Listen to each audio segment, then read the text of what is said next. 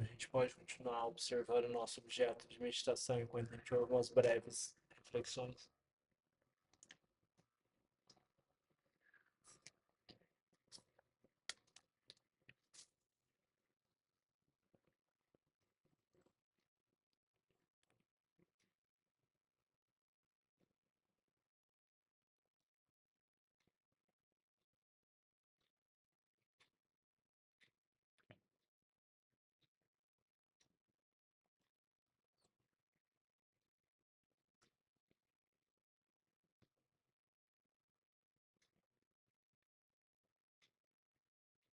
Dor física é um assunto que a gente tem que lidar na prática de meditação.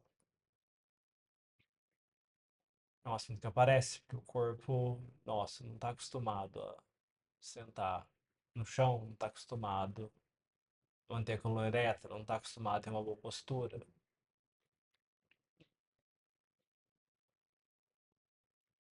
Para os asiáticos é muito normal, né? Você senta no chão como sentar numa cadeira, não tem problema, né?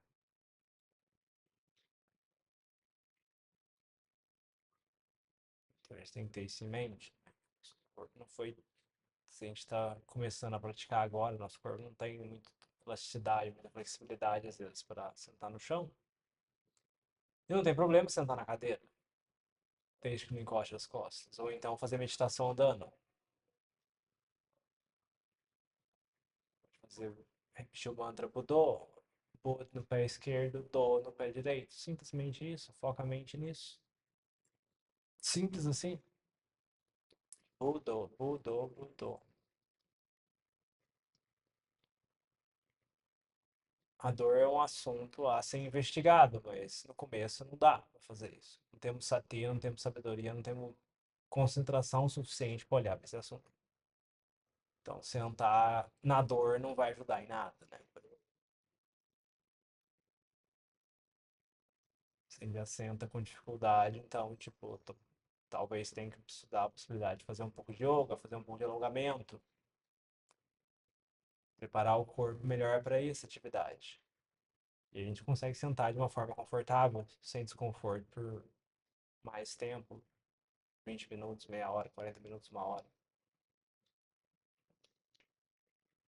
Porque se a gente já senta com dor, né, isso aí gera um problema, né? São das razões que eu tenho minhas ressalvas com relação a locais de prática que forçam a pessoa a sentar o dia direto, né? Não pode fazer meditação andando, por exemplo. Porque a pessoa pode criar essa associação negativa com meditação, né? Sentar para meditar vai ser a hora da dor, né? E aí a pessoa começa a ter repulsão com relação a isso. Não é algo que vai ajudar, né? Vai ser mais um obstáculo na prática. Além das dificuldades internas, tem a dificuldade física, né? Então aí fica mais complicado. Então ter noção com os limites do corpo, né? E usar o que é disponível. Não tem nenhum problema estar na cadeira.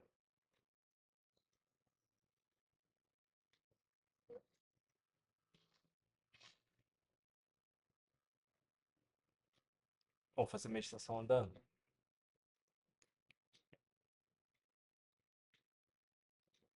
E quando a gente tiver mais sati, mais concentração, aí a gente talvez vai ter mais condição de, opa, comecei a sentar por mais tempo, comecei a sentir dor no corpo, opa, vamos investigar isso, vamos ver como é que é isso, como que a mente funciona quando tem dor, que jeito que é a dor é no corpo, a dor é na mente, a dor é a sensação, o que que é a dor?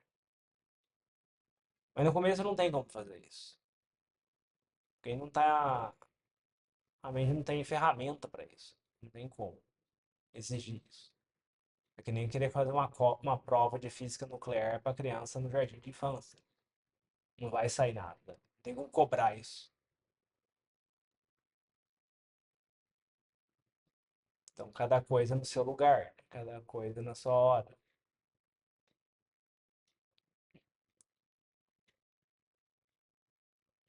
Mas é bom também se desafiar. Porque também fica na moleza de tipo, toda vez que eu sento no chão, sinto dor. Mas também não faz nenhum esforço para se alongar. Também não. Então já vou ficar com dor daqui a pouco. Não, vou tentar pelo menos. Tentar pelo menos ficar 10 minutos. Tento ficar 10 minutos. Não consigo mesmo, tá muito difícil, tá bom, vou sentar então. Ser flexível, mas também se desafiar. Não ficar recuando qualquer coisinha. É bom ter um pouco de coragem para enfrentar isso. É uma qualidade necessária no caminho.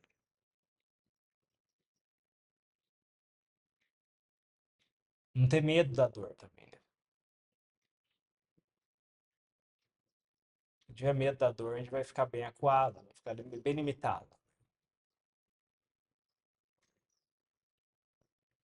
Com o tempo, a gente vai ver que tem benefícios essa atitude de enfrentamento, essa atitude de desafiar. Porque muitas vezes a dor é uma. A gente imagina uma coisa, mas não vai ser tão ruim assim.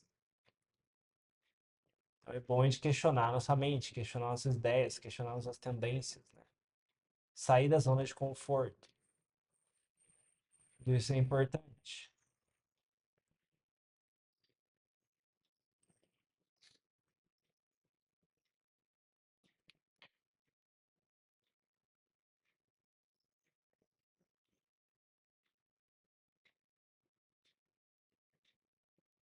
E ter uma consciência espacial e local do que é apropriado e do que não é.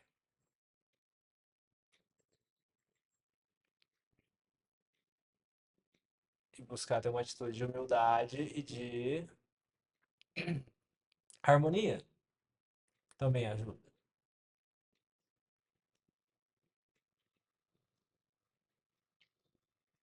Por exemplo,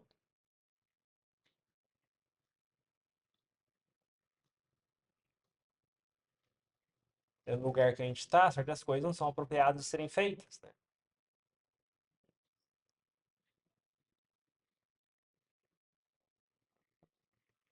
Por exemplo, em Mosteiro Theravada, não se deve fazer yoga e alongamento na sala de meditação.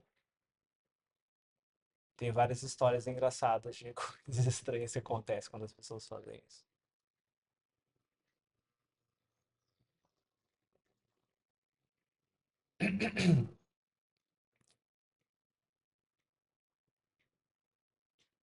Ou então dormir na sala de meditação, tipo, do templo, né, do mosteiro. Uma vez, quando eu era monge, né, um colega monge estava fazendo uma prática de não dormir no kut, né? Então ele tinha que ficar fora da cabana dele, ele só dormia numa barraca ali nas redondezas do salão principal do mosteiro. É uma prática interessante, né? Porque às vezes a preguiça começa a tomar conta da mente quando a gente vem na nossa cabana, né? Então, não voltar para a cabana às vezes ajuda a ter mais energia, mas a gente vê que não tá tão cansado assim. Quando a gente tá na cabana, tá com sono. Quando você tá fora da cabana, você não tá com sono. Mas que jeito que é isso? Como é que é? Tô realmente cansado, é minha mente pregando peça. É uma prática curiosa. Então, qual a prática de virar à noite? E aí ele contou que, tipo, ele tava. Uma vez ele tentou acampar dentro da área chamada de cima, né? Tem uma área do salão de oposta que chama, né? Que chama-se cima, né? É um território determinado lá pelas regras do Vinaya e que nessa área, por exemplo, quando a gente vai fazer alguma transação da sanga, alguma ordenação monástica ou alguma outra coisa, tem uma série de regras sobre o que pode, não pode ter nenhum monge fora da proximidade dos monges dentro da cima, né? Ou então, tipo, por exemplo, também é uma área de imunidade, né? Teve uma, do ponto de vista jurídico, né? Por exemplo, um- se um criminoso entrar dentro de uma cima, né? Por exemplo, na polícia não pode prender o cara, né? Porque a cima é um território da sanga, né? Os países budistas funcionam, né? Tipo, por exemplo, teve casos de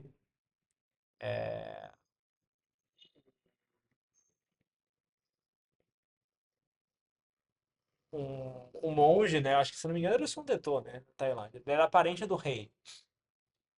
E aí, uma vez, ele tava falando umas certas coisas. O rei tava se mal comportando de forma inapropriada, e ele começou a usar uns comentários sobre o rei, né? E aí, o rei queria prender ele, só que aí ele ficou no posto da Hall. Aí ninguém podia prender ele. Ele ficou dentro do posto da Hall lá, ninguém podia prender ele. Aí depois o rei largou a mão e percebeu que estava errado e tal, coisa do tipo. Mas dentro do posto da Hall ele não podia ser preso. Mas a questão é, esse território é considerado uma área meio sagrada da Santa. E aí esse monge foi, colega meu, foi tentar dormir com a barraca dele dentro da cima. E aí ele tava descansando, né? E ele acordou assustado, como se alguém tivesse dado uma bicuda nele, chutado ele várias vezes e dado pontapés. E na mesma hora veio na mente dele esse pensamento: nossa, acima é um território sagrado. Será que eu não estou fazendo algo inapropriado? Isso aconteceu uma, duas vezes. Aí depois ele colocou a barraca fora da cima e para acampar e não teve mais nenhum problema. Nunca mais aconteceu esse problema de algum distúrbio para ele descansar. Então, essas histórias de seres celestiais dando bronca em monge, fazendo coisa inapropriada. Em Mapjane era bem comum essas histórias. Tinha outra história de um monge que foi fazer yoga na sala de meditação, né? Tipo, depois que ele tinha uma concentração meio boa, né? Aí esse monge ocidental, aí depois da meditação, ele começou a ver gnomos rindo da cara dele, zombando da cara dele, né? São os seres, como é que é gnomo, como é que chama isso? É duendes, não é? Alguns tipos de seres celestiais zombando da cara dele, dando risada. Ele associou justamente aquilo, né? Tô, falou que justamente era porque ele estava fazendo yoga nessa meditação. Isso é engraçado e inapropriado. Então, essa atividade pode nós acabando numa sala separada, no nosso quarto, né? Mas não no salão principal, por exemplo.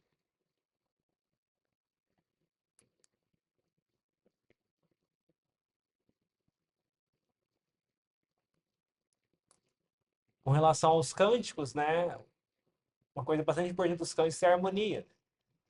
A gente está tentando fazer. Se não tem muita experiência com os cânticos, não tem problema, a gente está aprendendo normal. Mas ficar atento ao que as outras pessoas estão recitando, né? Onde as pessoas estão. A gente está na mesma sílaba. Se a gente está errando a sílaba, é melhor parar. É melhor fazer bem baixinho até a gente conseguir pelo menos sincronizar. Porque, tipo, para quem está ouvindo e quem tem experiência com os cânticos já, né?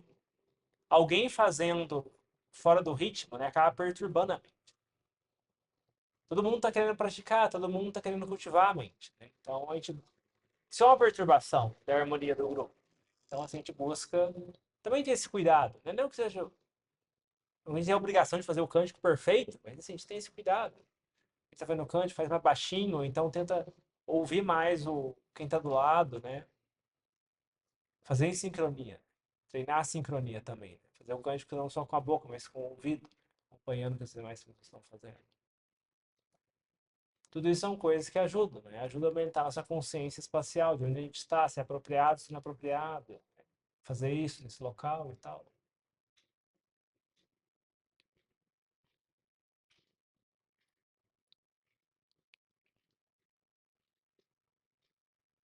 Questão de ajudar com as tarefas, né? Tipo, o local funciona de forma voluntária, né? Tipo, a gente ajuda. As coisas são meio que self-service, né? Tipo, os assentos, cada um coloca o seu assento, cada um guarda o seu assento, cada um lava o seu copo, cada um tipo, ajuda com o que pode, depois na hora de sair, depois para tirar o lixo, né? Todo mundo se ajuda. São várias coisas simples que a gente faz em grupo. E a gente não deixa serviço para os demais, né? Todo mundo se ajuda, colabora.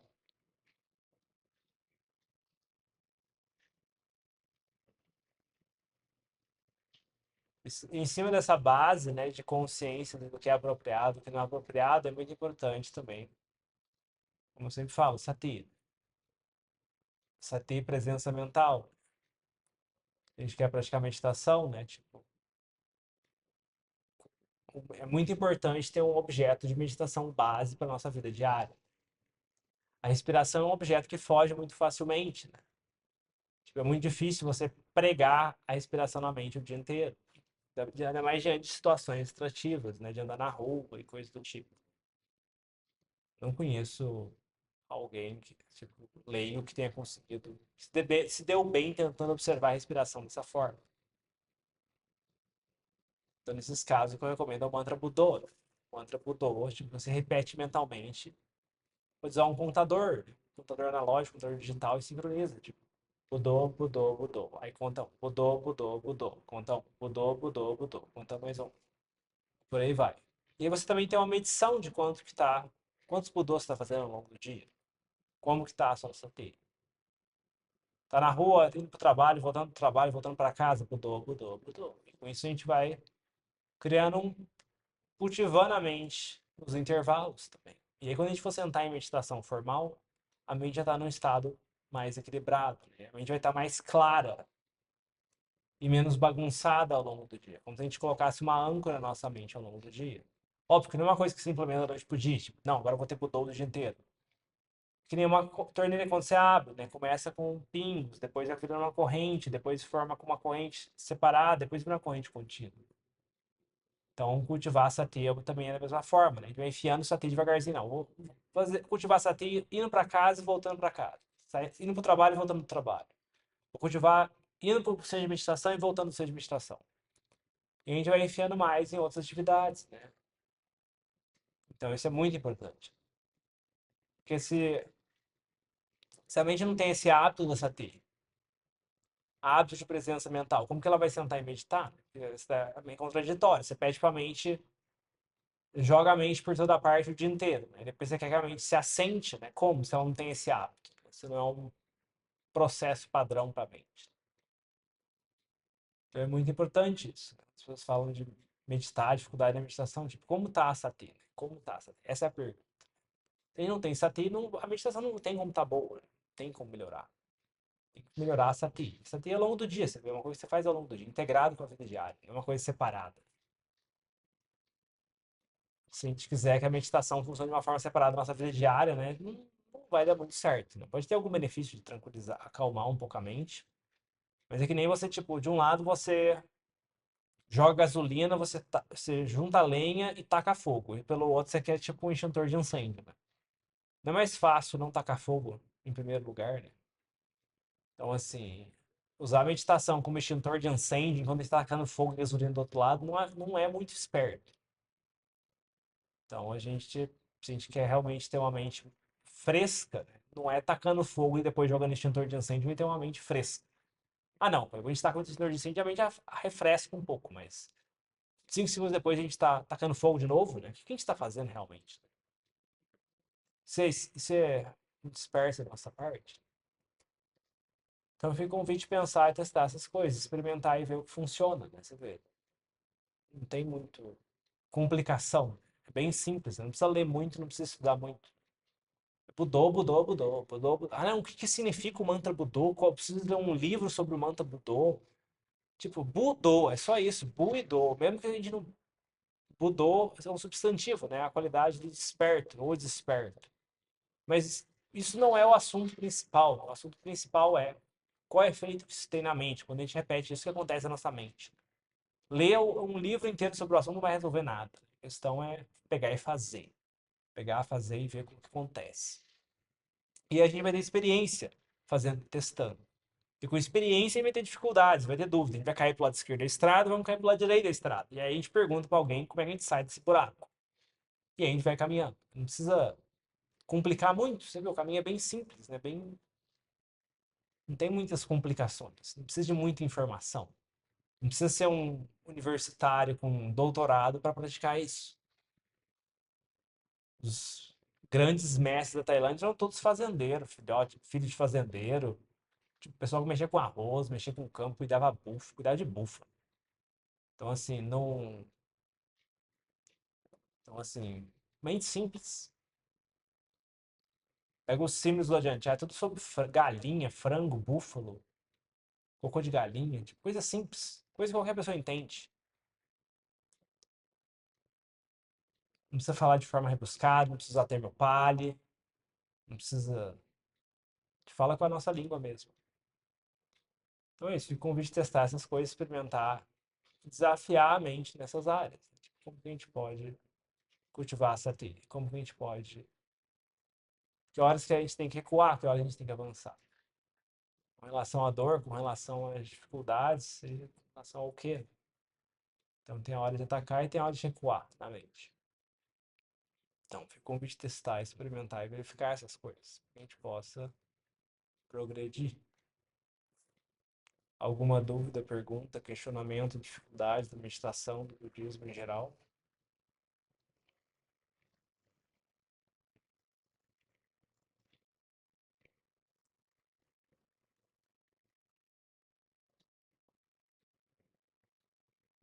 Pois,